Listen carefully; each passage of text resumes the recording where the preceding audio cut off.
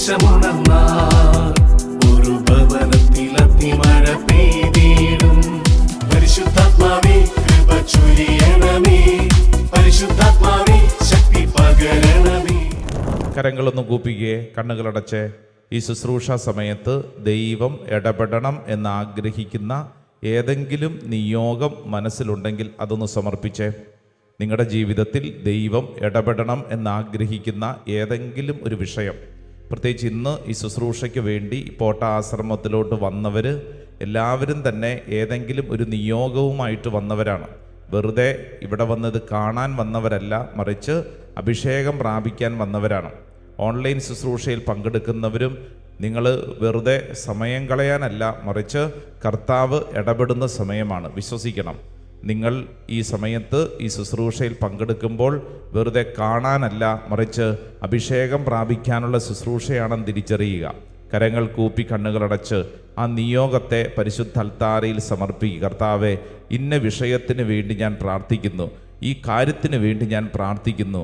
ഒരുപക്ഷെ നാളുകളായി പ്രാർത്ഥിച്ച് മടുത്തൊരു കാര്യമാവും. പക്ഷേ കർത്താവെ, എനിക്ക് അങ്ങയിൽ സമ്പൂർണ്ണമായ വിശ്വാസമുണ്ട്.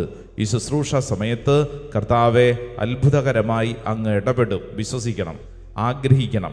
ആ നിയോഗത്തിൽ ദൈവത്തിൻ്റെ അത്ഭുതകരമായൊരു ഇടപെടൽ ആഗ്രഹിക്കുക. പഴയ നിയമത്തിൽ ഇസ്രായേൽ ജനത അവരുടെ ജീവിതയാത്രയിൽ അവർ പെരുമാറിയ ചില പെരുമാറ്റ ശൈലികളൊന്ന് ശ്രദ്ധിച്ചാൽ മതി. സ്വർഗത്തിൽ നിന്ന് അവർക്ക് നൽകിയ ഭക്ഷണത്തിൻ്റെ പേര് മന്ന. പറഞ്ഞേ, മന്ന. ഈ മന്ന എന്ന വാക്കിൻ്റെ അർത്ഥം എന്താ? മന്ന എന്ന വാക്കിൻ്റെ അർത്ഥം മാലാഖമാരുടെ അപ്പം എന്നൊക്കെ നമ്മൾ പറയുന്നു. എന്താണ് വാക്കിൻ്റെ അർത്ഥം? ആ വേർഡിൻ്റെ അർത്ഥം മന്ന ആകാശത്തുനിന്ന് വീണപ്പോൾ അവരാ പേര് കൊടുത്തത് എന്താണെന്നറിയാവോ? ഇത് എന്ത്. അതാണ് ആ വാക്കിൻ്റെ അർത്ഥം. ഇത് എന്ത്? പറഞ്ഞേ, ഇത് എന്ത്? What it is? ഇതെന്ത്? അതാണ് വാക്കിൻ്റെ അർത്ഥം. മന്ന എന്ന് പറഞ്ഞാൽ ഇത് എന്ത്, പിടുത്തം കിട്ടുന്നില്ല. അപ്പോൾ ഈ മന്ന ആകാശത്തുനിന്ന് വീണപ്പോൾ ഇസ്രായേൽ ജനതയുടെ അവസ്ഥ എന്നറിയോ? സ്വർഗത്തിൽ നിന്ന് ഞങ്ങൾക്ക് വേണ്ടി സ്വർഗം തന്ന സമ്മാനം. എന്നിട്ട് അവര് ആ മന്നായെ വിശേഷിപ്പിച്ചൊരു വിശേഷ പദമുണ്ട്. ഒന്ന് വായിച്ചേ, നമുക്ക് വായിക്കാം. പുറപ്പാട് പുസ്തകം 16-ാം അധ്യായം അതിൻ്റെ 31-ാം തിരുവചനം. ബുക്ക് ഓഫ് എക്സോഡസ് 16-ാം അധ്യായം അതിൻ്റെ 31-ാം തിരുവചനം. 16:31 വായിക്കാം. ഇസ്രായേൽക്കാർ അതിന് മന്ന എന്ന് പേര് നൽകി. അത് കൊത്തമ്പാലരി പോലെ ഇരുന്നു, വെളുത്തതും തേൻ ചേർത്ത അപ്പത്തിന്റെ രുചിയുമുള്ളതായിരുന്നു. രുചി എന്താണ്? തേൻ ചേർത്ത അപ്പത്തിന്റെ രുചി. കണ്ടോ, എന്താ രുചി? പറഞ്ഞേ, തേൻ ചേർത്ത അപ്പത്തിന്റെ രുചി. അവർക്ക് മന്ന കിട്ടിയപ്പോൾ അവർ സന്തോഷത്തോടുകൂടെ സ്വർഗത്തിൽ നിന്ന് കിട്ടിയ ഇതെന്തോ എന്നുള്ള പേരുള്ള മന്ന കൊടുത്ത്, എന്നിട്ട് അവർ പറഞ്ഞു, ദൈവമേ കണ്ടോ, തേൻ ചേർത്ത അപ്പം. വെറുതെ അപ്പം അല്ല, തേൻ ചേർത്ത അപ്പം. അത്രമേൽ ടേസ്റ്റാണ്, ടേസ്റ്റ്. അപ്പോൾ ഇസ്രായേൽക്കാരും വളരെ സന്തോഷിച്ചു. ഇനി നിങ്ങളറിയണം, ഇവരുടെ യാത്ര മുന്നോട്ട് പോയിക്കൊണ്ടിരിക്കുമ്പോൾ ഈ മന്ന ഇവർക്ക് കിട്ടിക്കൊണ്ടിരിക്കുന്നു കേട്ടോ. മന്ന കിട്ടിക്കൊണ്ടിരിക്കുന്നു. കുറച്ച് നാൾ കഴിഞ്ഞപ്പോഴത്തേക്ക് ഇവരുടെ ഭാഷാ പ്രയോഗത്തിലൊരു വ്യത്യാസം. ഒന്ന് വായിച്ചാലോ? അത് സംഖ്യയുടെ പുസ്തകം, സംഖ്യ, ബുക്ക് ഓഫ് നമ്പേഴ്സ്, ചാപ്റ്റർ 11, 11-ാം അധ്യായം 8-ാം വചനം. 11:8 സംഖ്യ 11:8. ജനം ചുറ്റി നടന്ന് അത് ശേഖരിച്ച് തിരിക്കല്ലിലോ ഉരലിലോ ഇട്ട് പൊടിച്ച് കലത്തിൽ വേവിച്ച് അപ്പം ഉണ്ടാക്കി പോന്നു. എണ്ണ ചേർത്ത് ചുട്ട അപ്പത്തിൻ്റെത് പോലെയായിരുന്നു അതിൻ്റെ രുചി. എണ്ണ ചേർത്ത് ചുട്ടെടുത്ത അപ്പം. പറഞ്ഞേ, എണ്ണ ചേർത്ത് ചുട്ടെടുത്ത അപ്പം. ആദ്യം എന്തായിരുന്നു? ആദ്യം തേൻ ചേർത്ത അപ്പം. ഇപ്പം എങ്ങനെയായി? എണ്ണ എന്ന് പറഞ്ഞു കഴിഞ്ഞാൽ അതിൻ്റെ ക്വാളിറ്റി ലെവൽ ഇച്ചിരി അങ്ങോട്ട് കുറഞ്ഞു. ഇപ്പം എണ്ണയായി. ആദ്യം എന്തായിരുന്നു? തേൻ ചേർത്ത അപ്പം. അത്ര വിശിഷ്ടമായിരുന്നു, അത്ര വിശിഷ്ടം. ഇപ്പം എന്തായി? എണ്ണ ചേർത്ത ചുട്ടെടുത്തപ്പം. ഇനി നിങ്ങൾ സംഖ്യയുടെ പുസ്തകം അതിൻ്റെ 21-ാം അധ്യായം 5-ാം തിരുവചനം വായിച്ചാലോ? Chapter 21 verse 5. യാത്ര മധ്യേ ആ ജനം അക്ഷമരായി. യെസ്, ദൈവത്തിനും മോശയ്ക്കുമെതിരായി അവർ സംസാരിച്ചു. ഈ മരുഭൂമിയിൽ മരിക്കാൻ നീ ഞങ്ങളെ ഈജിപ്തിൽ നിന്ന് കൊണ്ടുവന്നത് എന്തിന്? ഇവിടെ അപ്പമോ വെള്ളമോ ഇല്ല. വിലകെട്ട ഈ അപ്പം തിന്ന് ഞങ്ങൾ മടുത്തു. എന്തപ്പം? വിലകെട്ട ഈ അപ്പം. പറഞ്ഞേ, ഈ അപ്പം എന്തായിരുന്നു ആദ്യം? തേൻ ചേർത്ത അപ്പം. കുറച്ചും കൂടെ കഴിഞ്ഞപ്പോൾ എന്തായി? എണ്ണ ചേർത്ത അപ്പം. ഇപ്പൊ എന്തായി? വിലകെട്ട അപ്പം. ഓ, മന്ന സ്വർഗത്തിൽ നിന്ന് കിട്ടിയതിനെ അത്രമേൽ ആഹ്ലാദാരവങ്ങളോട് അവർ സ്വീകരിച്ച്, അത്രമേൽ വിലയുള്ളത് തേൻ ചേർത്തത് കുറച്ചും കൂടെ കഴിഞ്ഞപ്പോൾ വില കുറഞ്ഞ് ഇപ്പൊ എണ്ണ ചേർത്തത്. ഇപ്പൊ പറയുന്നു ഒരു വിലയുമില്ലാത്തത്. ഇങ്ങോട്ട് നോക്കിക്കേ എൻ്റെ പ്രിയപ്പെട്ടവരെ, ഇസ്രായേൽ ജനതയ്ക്ക് പറ്റെന്താണെന്നറിയോ? കിട്ടിയ കാര്യത്തിൽ അവര് അതിന് കൊടുക്കേണ്ട ശ്രദ്ധ കൊടുക്കാത്തത് കൊണ്ട് അതിന്റെ വില കുറഞ്ഞു പോയി. Praise the Lord.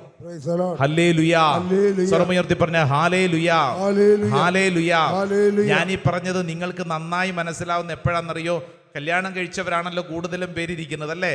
വിവാഹത്തിന്റെ ആദ്യ നാളുകൾ നിങ്ങൾക്കുണ്ടായിരുന്ന പരസ്പര സ്നേഹം, ഓ എന്നാ സ്നേഹമായിരുന്നു! നോക്കുമ്പോൾ മനസ്സിലാകുമായിരുന്നു, കണ്ണിൽ നോക്കിയാൽ മനസ്സിലാകും, ചെറിയ ചലനങ്ങൾ കൊണ്ടുപോയി മനസ്സിലാകും. എന്നാൽ 2-3 വർഷം കഴിഞ്ഞപ്പോൾ സ്നേഹമൊക്കെ ഉണ്ട്, എന്നാലും എന്താന്നറിഞ്ഞുകൂടാ, ഒരു സുഖമില്ലച്ചാ. കുറച്ചും കൂടെ അങ്ങോട്ട് മാറി. ഇപ്പം എന്തായി മാറി? ആലോചിച്ചാൽ മതി.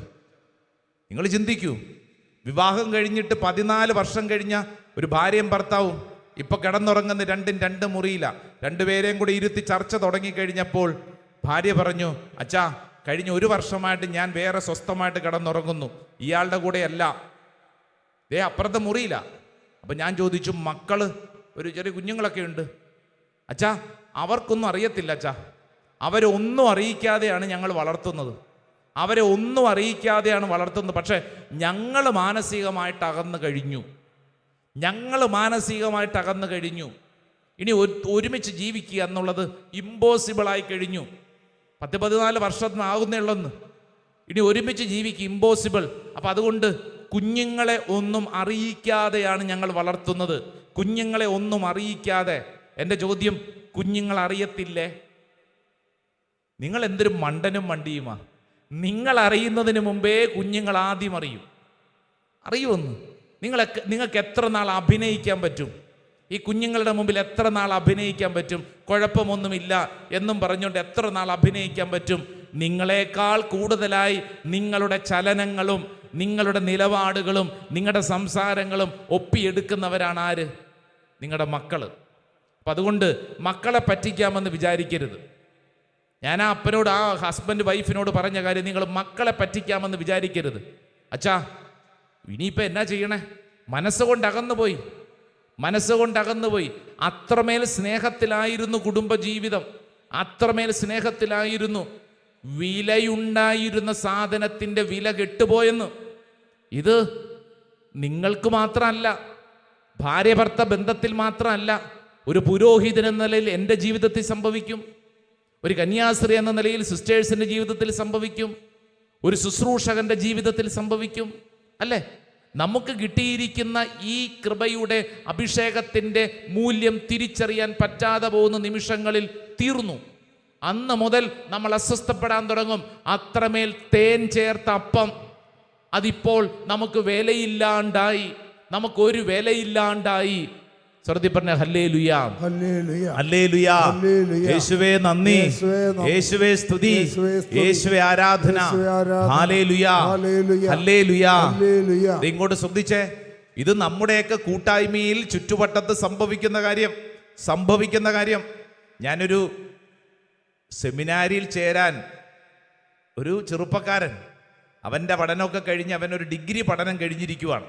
അപ്പോൾ ഇവൻ്റെ ഉള്ളിൽ സെമിനാരിയിൽ ചേർന്നൊരു വൈദികനാകാൻ ആഗ്രഹം. അപ്പോൾ ഇവൻ്റെ വീട്ടിൽ പറയാൻ ഇവനൊരു ബുദ്ധിമുട്ട്. അപ്പം അതുകൊണ്ട് ഇവന് വേണ്ടി ഞാനാണ് അവതരിപ്പിച്ചത്.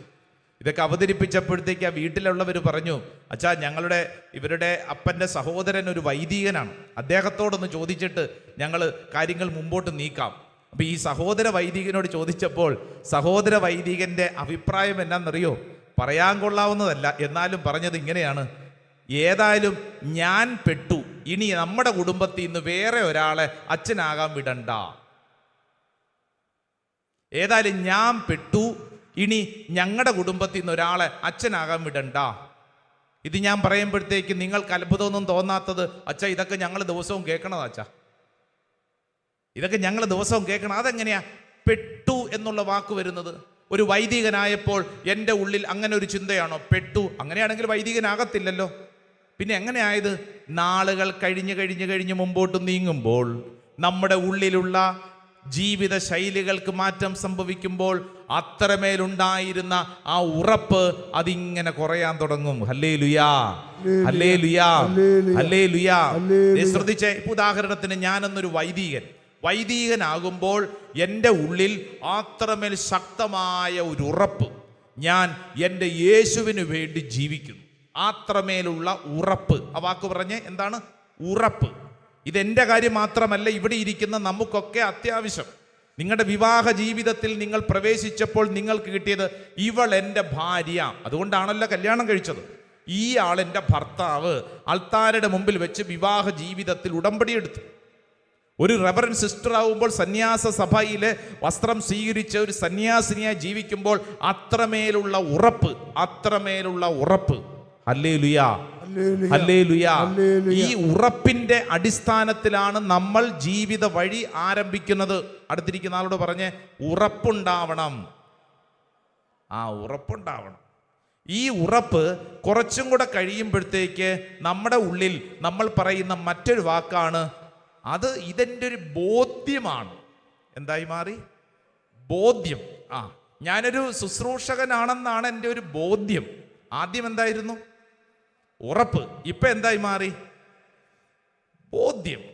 ഞാനൊരു വൈദികനാണെന്നാണ് എൻ്റെ ഒരു ബോധ്യം. കുറച്ചും കൂടെ കഴിയുമ്പോഴത്തേക്ക് ഈ വ്യക്തിയുടെ ഉള്ളിലോട്ട് കടന്നു വരുന്നത് എന്നാണെന്നറിയോ? ഞാനൊരു വൈദികനാണെന്നുള്ളതാണ് എൻ്റെ ഒരു ചിന്ത. എന്തായി മാറി? ചിന്ത. ഇവൾ എൻ്റെ ഭാര്യയാണെന്നുള്ളതാണ് എൻ്റെ ഒരു ചിന്ത. എന്തായിരുന്നു? ഉറപ്പായിരുന്നു. ഇപ്പൊ എന്തായി മാറി? ഇത് വെറും ഒരു ചിന്തയായി മാറി. ഇത് വെറും ഒരു ചിന്ത. ഈ ചിന്ത വരുമ്പോഴത്തേക്കാണ് സ്വയം ഇങ്ങനെ ആലോചനകളൊക്കെ വരുന്നത്. യൂട്യൂബിലൊക്കെ വളരെ ട്രെൻഡിങ് ആയിരുന്ന ഒരു സിസ്റ്റർ ഉണ്ട്, സിസ്റ്റർ ക്രിസ്റ്റീന എന്ന് പറയും. കൊറോണ കാലത്തിന് മുമ്പ് മ്യൂസിക് റിയാലിറ്റി ഷോയിലൊക്കെ വളരെ പോപ്പുലർ ആയിരുന്നു. സ്റ്റേജിൽ ഹരം കൊള്ളിക്കുക, സന്യാസ വസ്ത്രം ധരിച്ചുകൊണ്ട് വളരെ ശക്തമായിട്ട് നല്ല പെർഫോമൻസ് ഒക്കെ നടത്തിക്കൊണ്ടിരുന്ന സിസ്റ്റർ ക്രിസ്റ്റീന യൂത്തിനൊക്കെ വളരെ അട്രാക്റ്റീവായിരുന്നു. കൊറോണ കാലം കഴിഞ്ഞ് ഈ സിസ്റ്ററിനെ കാണാനൊന്നുമില്ല, യൂട്യൂബിൽ എങ്ങൊന്നുമില്ല. കൊറോണ കാലം കഴിഞ്ഞ് കുറച്ചും കൂടെ മുമ്പോട്ട് നോക്കി, കുറച്ചു നാൾക്ക് മുമ്പ് ഞാൻ ഈ സിസ്റ്ററിനെ കണ്ടത് സന്യാസ വസ്ത്രമില്ലാതെ ഒരു ഇൻ്റർവ്യൂവിൽ ഇരിക്കുന്ന ഈ സിസ്റ്റർ. സന്യാസ വസ്ത്രമൊക്കെ ഉപേക്ഷിച്ചു. ഈ സിസ്റ്ററിനോട് ഇൻ്റർവ്യൂ നടത്തുന്ന ആൾ ചോദിക്കുകയാണ്, എന്തേ സന്യാസ വസ്ത്രം ഉപേക്ഷിച്ചു? അപ്പോൾ ഈ സിസ്റ്റർ പറഞ്ഞു, ഇത് എനിക്കൊരു ഭാരമായിട്ട് തോന്നി, ഞാൻ അത് ഉപേക്ഷിച്ചു. ഇപ്പോൾ ഞാൻ ഒരു കന്യാസ്ത്രീ അല്ല. അപ്പോൾ ഇൻ്റർവ്യൂ നടത്തുന്ന ആളുടെ വീണ്ടും ചോദ്യം, അതെന്തേ അങ്ങനെ ഉപേക്ഷിച്ചു സന്യാസ ജീവിതം? അപ്പോൾ ഈ സിസ്റ്റർ പറഞ്ഞു, ഞാൻ കൊറോണ കാലത്താണ് സ്വയം ചിന്തിക്കാൻ തുടങ്ങിയത്. എങ്ങനെ ചിന്തിക്കാൻ തുടങ്ങിയത്? സ്വയം. ഞാൻ എന്നോട് തന്നെ ചിന്തിക്കാൻ തുടങ്ങി. അപ്പോഴാണ് എനിക്ക് മനസ്സിലായത്, എൻ്റെ കഴിവുകൾ, എൻ്റെ പെർഫോമൻസ്, എൻ്റെ ഫോളോവേഴ്സ്, എൻ്റെ കഴിവുകൾ ഈ കോൺവെന്റിൻ്റെ 4 ചുവരുകൾക്കുള്ളിൽ തീരാനുള്ളതല്ല. ഇത് ലോകമെമ്പാടും എത്താനുള്ളതാണ്. അപ്പം അതുകൊണ്ട് ഈ കോൺവെന്റ് ജീവിതം എനിക്കൊരു ഭാരമായിട്ട് മാറി. ആരോട് ചോദിച്ചെന്നാ പറഞ്ഞത്? സ്വയം ചോദിച്ചു. ഞാൻ എന്നോട് തന്നെ ചോദിക്കുമ്പോൾ ആരാ ഉത്തരം പറയണത്? ഞാൻ തന്നെ ഉത്തരം പറയണത്. ഇങ്ങോട്ട് നോക്കിക്കേ എൻ്റെ പ്രിയപ്പെട്ടവരെ, നിനക്കൊരു പ്രശ്നമുണ്ടാകുമ്പോൾ, നിന്റെ വിളിയെക്കുറിച്ച് നിനക്കൊരു കൺഫ്യൂഷൻ ഉണ്ടാകുമ്പോൾ സ്വയം ചോദിച്ചേക്കരുത്. സ്വയം ചോദിച്ചാൽ നീ തന്നെ കുറെ ഉത്തരങ്ങൾ കണ്ടെത്തും. സെൽഫ് ടോക്ക് പാടില്ല. നീ ആരോടാ ചോദിക്കേണ്ടത്? നിന്നെ വിളിച്ചവനോടാണ് നീ ചോദിക്കേണ്ടത്. നീ സ്വയം ചോദിച്ചു കഴിഞ്ഞാൽ നീ പറയും അതിനിപ്പോൾ എന്താ കുഴപ്പം, എടാ ഇങ്ങനെ ജീവിച്ചാൽ മതി, അങ്ങനെ ജീവിച്ചാൽ മതി, നിനക്ക് ഇങ്ങനെ ജീവിക്കാമല്ലോ എന്നിങ്ങനെ അനേകം ഉത്തരങ്ങൾ എൻ്റെ ഉള്ളിൽ തന്നെ ഞാൻ പറഞ്ഞുകൊണ്ടിരിക്കും. സെൽഫ് ടോക്ക് വളരെ അപകടം പിടിച്ചതാണ്. അപ്പം നമ്മൾ ശ്രദ്ധിച്ചേ, അത്രമേൽ ഉറപ്പുണ്ടായിരുന്നൊരു കാര്യം എന്തായി മാറി? എൻ്റെ ഒരു ചിന്തയായി മാറി. കുറച്ചും കൂടെ കഴിയുമ്പോൾ എൻ്റെ ഉള്ളിൽ എന്തായി മാറും? എൻ്റെ ഒരു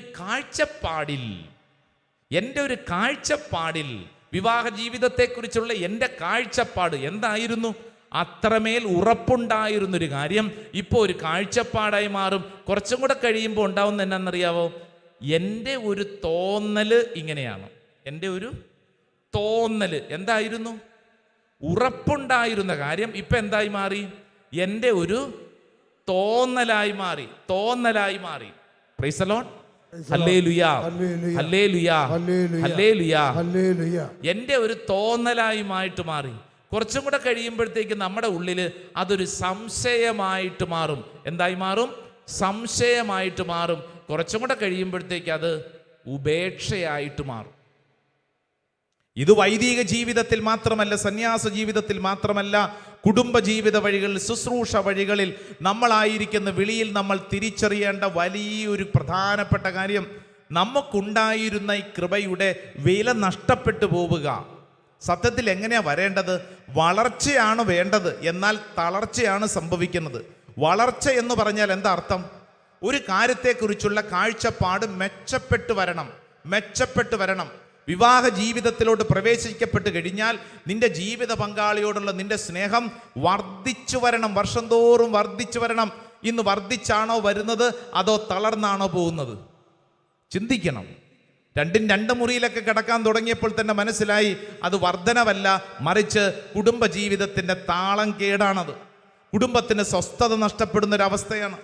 നിങ്ങൾക്ക് ഈ ആത്മീയ ജീവിതത്തിലുള്ള വളർച്ച മനസ്സിലാക്കാൻ ഒരു കൊച്ചുദാഹരണം, അത് യോഹന്നാന്റെ സുവിശേഷം 4-ാം അധ്യായം 9-ാം തിരുവചനം ഒന്ന് വായിച്ചേ.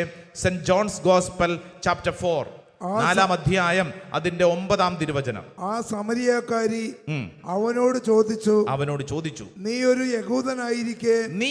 യഹൂദനായിരിക്കെ. ഇങ്ങോട്ട് നോക്കിക്കേ.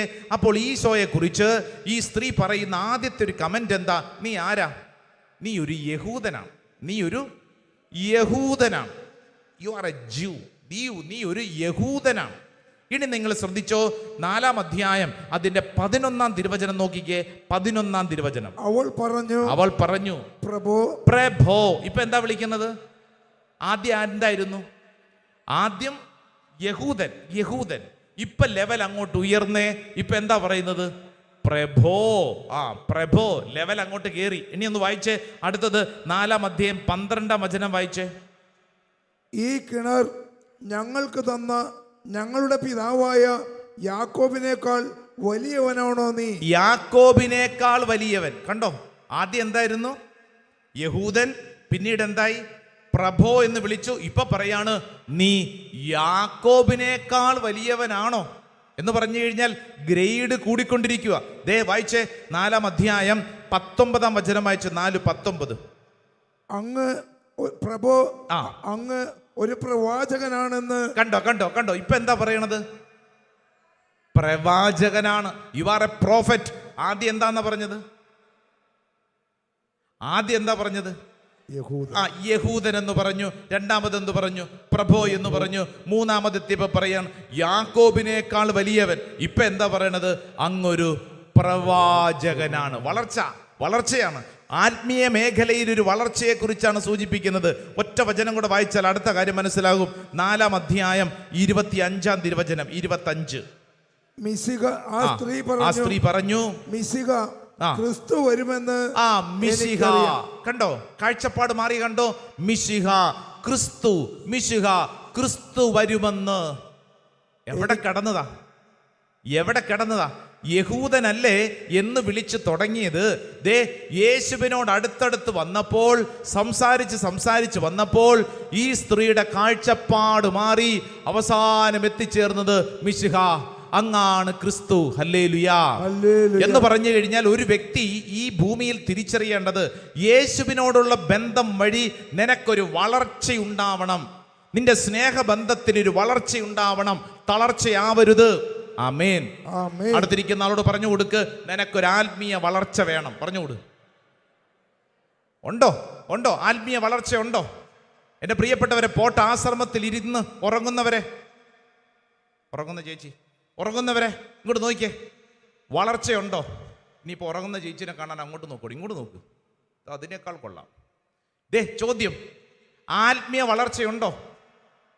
നമ്മൾ ഇവിടെ ഇരിക്കുന്നവർ മധ്യസ്ഥ പ്രാർത്ഥനയിൽ ശുശ്രൂഷകരുണ്ട്, പല വിധത്തിലുള്ള ശുശ്രൂഷ ചെയ്യുന്നവരുണ്ട്, സ്ഥിരമായിട്ട് പോട്ടാശ്രമത്തിൽ അനുദിന ശുശ്രൂഷയിൽ വളരുന്നവരുണ്ട്, വരുന്നവരുണ്ട്, പ്രാർത്ഥിക്കുന്നവരുണ്ട്.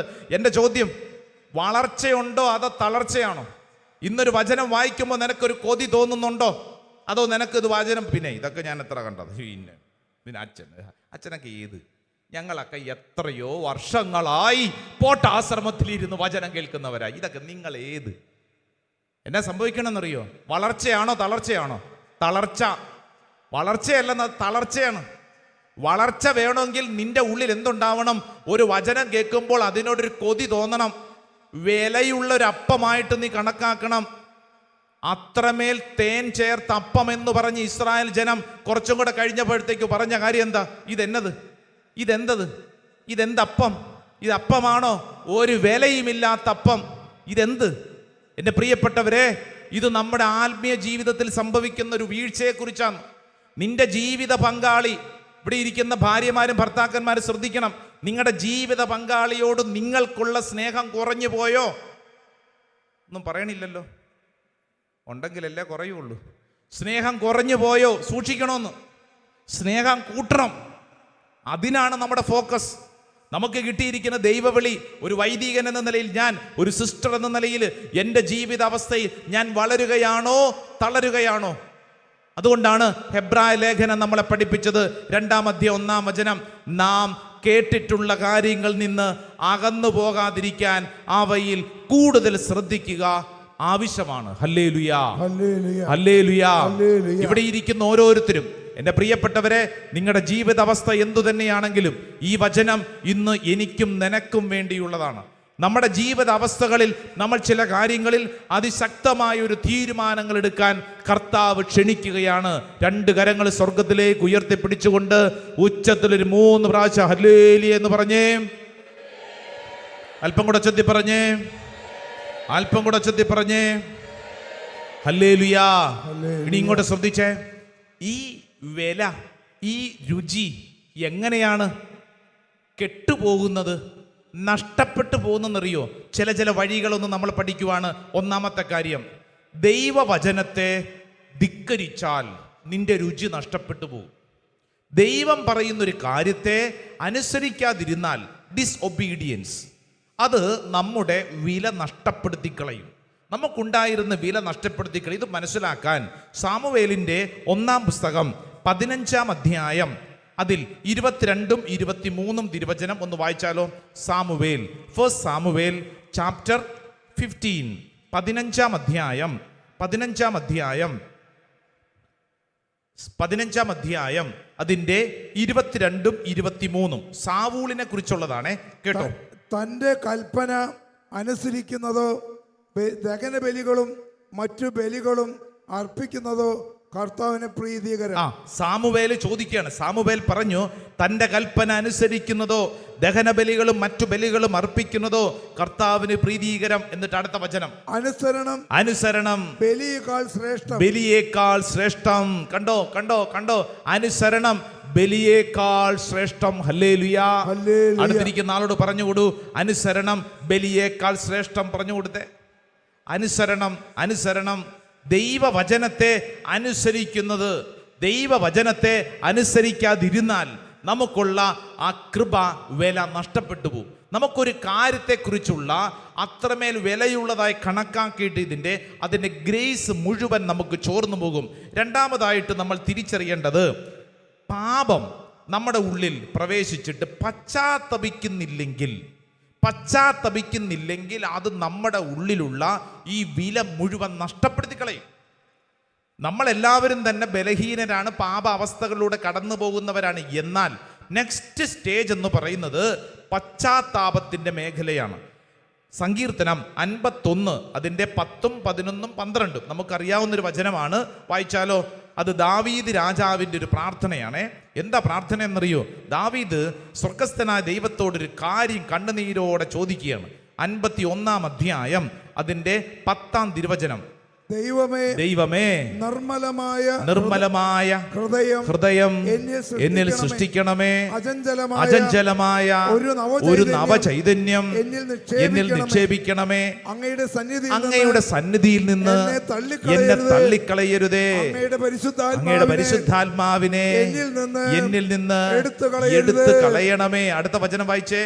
അങ്ങയുടെ രക്ഷയുടെ സന്തോഷം എനിക്ക് വീണ്ടും തരണമേ. ഒരുക്കമുള്ള ഹൃദയം നൽകി എന്നെ താങ്ങണമേ എന്ന് പറഞ്ഞു കഴിഞ്ഞാൽ ദാവീദ് രാജാവ് തന്റെ ജീവിതത്തിലെ പാപാവസ്ഥയ്ക്ക് മുമ്പിൽ തമ്പുരാന്റെ മുമ്പിൽ വട്ടമിട്ട് കടന്ന് പറയാണ്, ദൈവമേ, എൻ്റെ ഉള്ളിൽ നിന്ന് അങ്ങയുടെ പരിശുദ്ധാത്മാവിനെ എടുത്തോണ്ട് പോകല്ലേ. എൻ്റെ അഭിഷേകം പോയാൽ ഞാൻ പോയെന്ന് ബോധമുണ്ടായിരുന്ന ആ മനുഷ്യൻ. അതുകൊണ്ടാണ് അദ്ദേഹം കരഞ്ഞ് പ്രാർത്ഥിച്ചത്, എൻ്റെ അഭിഷേകം പോയാൽ എൻ്റെ എല്ലാ വിലയും തീർന്നു, എൻ്റെ എല്ലാ വിലയും തീർന്നു. ഇതിനെക്കുറിച്ച് തിരിച്ചറിവുണ്ടായിരുന്നത് കൊണ്ട് തമ്പുരാന്റെ മുമ്പിൽ വട്ടം കിടന്ന ആ മനുഷ്യൻ പ്രാർത്ഥിച്ചു. ഹല്ലേലൂയാ, ഹല്ലേലൂയാ. ഹെബ്രായ ലേഖനം 10-ാം അധ്യായം അതിൻ്റെ 26-ാം തിരുവചനം. ബുക്ക് ഓഫ് ഹീബ്രൂസ് ഹെബ്രായ ലേഖനം 10-ാം അധ്യായം അതിൻ്റെ 26-ാം തിരുവചനം. സത്യത്തെ സംബന്ധിച്ച് പൂർണ്ണമായ അറിവ് ലഭിച്ചതിന് ശേഷം മനഃപൂർവം നാം പാപം ചെയ്യുന്നെങ്കിൽ പാപങ്ങൾക്ക് വേണ്ടി അർപ്പിക്കപ്പെടാൻ പിന്നൊരു ബലി അവശേഷിക്കുന്നില്ല. ഹല്ലേലൂയാ. അതായത് മനഃപൂർവ്വം, ബോധപൂർവം നമ്മുടെ ഉള്ളില് പാപാവസ്ഥയെ നമ്മൾ താലോലിച്ചതിനെ കൊണ്ട് നടന്നു കഴിഞ്ഞാൽ അത് വലിയ ഒരു അപകടമാവും. നമുക്കുള്ള എല്ലാ വിലയും നഷ്ടപ്പെട്ടു പോകുമെന്ന് തിരുവചനം നമ്മളെ പഠിപ്പിക്കുകയാണ്. ഹല്ലേലൂയാ.